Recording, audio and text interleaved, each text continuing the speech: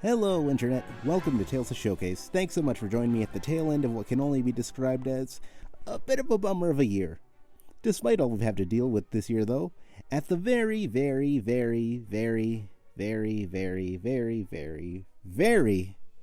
least, we're getting a brand new Wonder Woman movie after months of waiting for it. Will this new straight-to-streaming model forever change how movies premiere? I don't know, and frankly, I'm probably not smart enough to theorize about it. Regardless, today I'd like to talk about an alternate reality Wonder Woman story from 2014. It was the first story published in the Sensation Comics featuring Wonder Woman series, in which different creators got to spin their wheels on the character without having to worry about canon or continuity.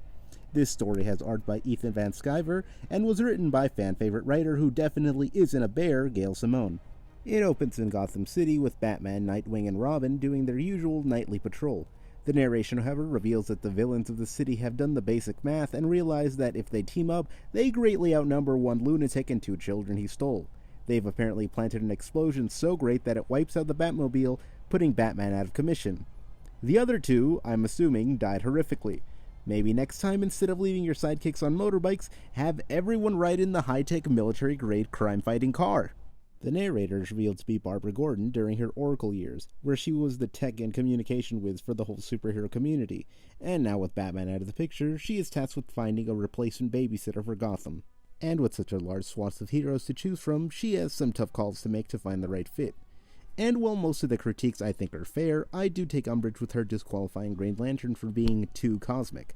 I find it a missed opportunity to not have all the villains doing their thing, and then just have Hal Jordan show up and drop a moon on them.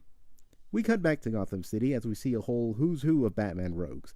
Too many faces, Plant Mom, and Jared Leto. You know, the greatest villains known to mankind. They are up to the shenanigans that you'd expect them to be when the new Mystery Protector shows up.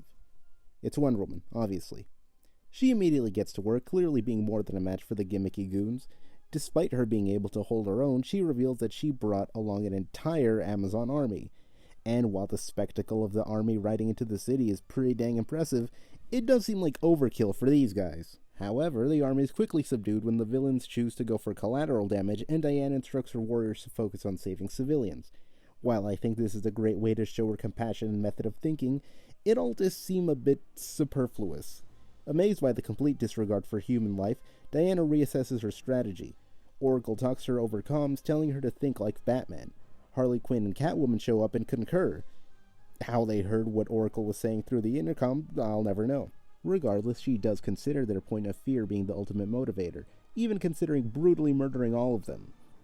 Honestly, I'm not completely against it. She doesn't, obviously, and instead opts to recruit Harley and Catwoman to help her. The trio then spring into action to defeat the gathered nutjobs, each using their unique set of abilities and tricks to...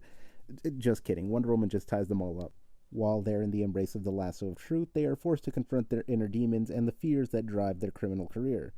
It's actually a pretty clever way to have Wonder Woman deal with them in their own way, while still staying true to the theme of fear which is so prevalent in the Batman mythos. Anyway, the story wraps up as Oracle narrates about how much Diana changed the city, even resulting in a few of the villains renouncing crime. All this as Batman returns, without the other two who are definitely dead, as he gazes up into the Gotham sky where a Wonder Woman logo has now taken over the bat signal, hopefully reminding him that deep down, no one actually likes him. And that was Goth-Amazon. Goth-Amazon. Goth-Amazo-in. It's Batman but Wonder Woman. I quite like this story. For all the grief I give it, I maintain that some plot points are unnecessary, but it's a fun read.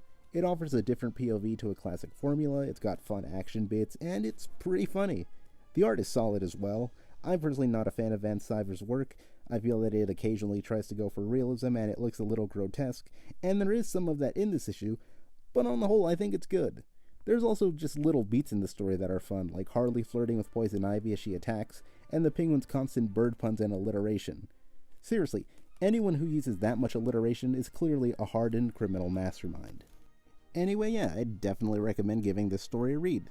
It's not groundbreaking, but for what could have easily been a nothing throwaway book, it's really fun. And if you had fun with this video, smash that like button and hit the subscribe if you want to stick around for more. I've been the Watcher of New Earth, and hopefully I'll see you in the next video. Take care.